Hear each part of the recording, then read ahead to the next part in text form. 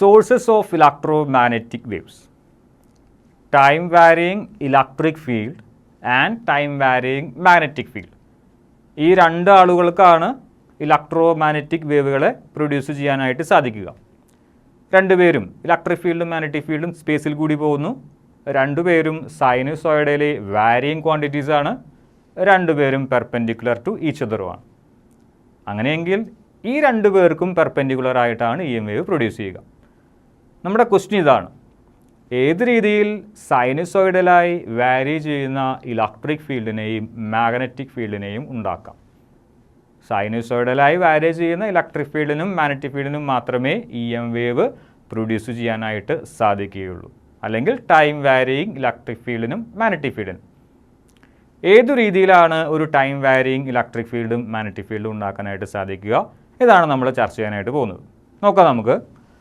Accelerating charges or oscillating charges can produce EM waves. Accelerating charges, നമുക്ക് ഒരു ചാർജിനെ accelerate ചെയ്യിപ്പിക്കാനായി സാധിക്കുമോ? തീർച്ചയായും സാധിക്കും. അതിന് നമ്മുടെ കയ്യിൽ ഒരു ഡിവൈസ് തന്നെയുണ്ട്, സൈക്ലോട്രോൺ. ചാർജുകളെ ആക്സലറേറ്റ് ചെയ്യിക്കാനായി നമ്മൾ മുന്നേ പഠിച്ച ഒരു ഡിവൈസാണ് cyclotron.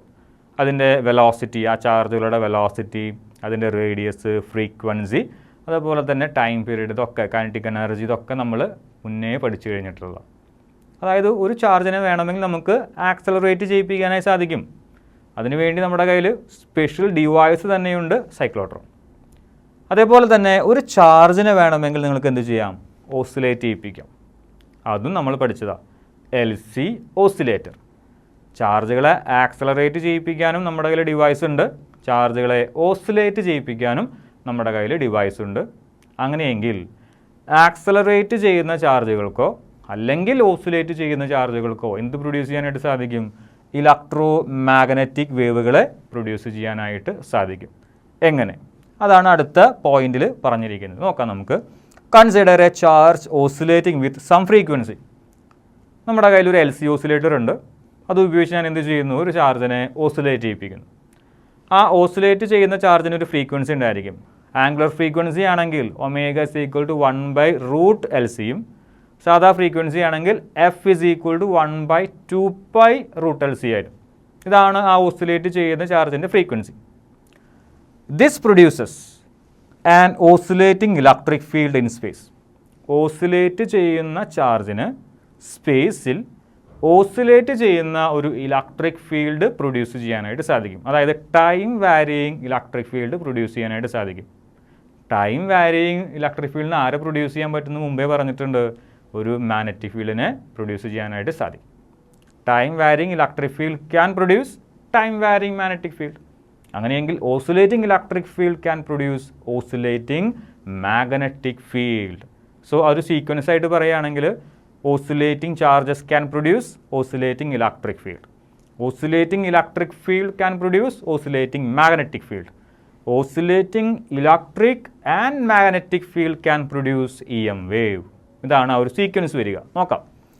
This produces an oscillating electric field in space which produces an oscillating magnetic field. And this oscillating electric and magnetic field can produce an electromagnetic wave. ആ ഇലക്ട്രോമാഗ്നറ്റിക് വേവിന് സ്പേസിൽ കൂടി propagate ചെയ്യാനായിട്ട് സാധിക്കും. എപ്പോഴും ഓർത്ത് വയ്ക്കുക, electric field, magnetic field, EM wave ഇവരൊക്കെ mutually perpendicular ആണ്.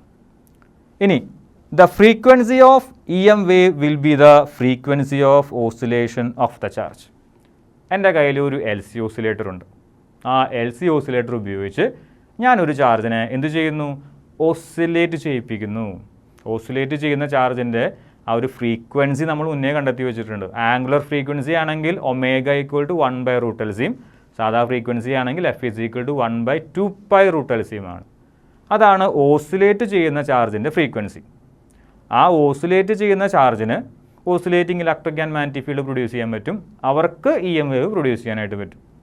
ആ EM വേവിൻ്റെ ഫ്രീക്വൻസി എന്ന് പറയുന്നത് ആ ഓസിലേറ്റ് ചെയ്യുന്ന ചാർജിൻ്റെ ഫ്രീക്വൻസിയോട് ഈക്വൽ ആയിരിക്കും.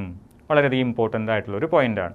അതാണ് അവസാനമായി കൊടുത്തിരിക്കുന്നത്. Frequency of electromagnetic wave will be the frequency of oscillation of the charge.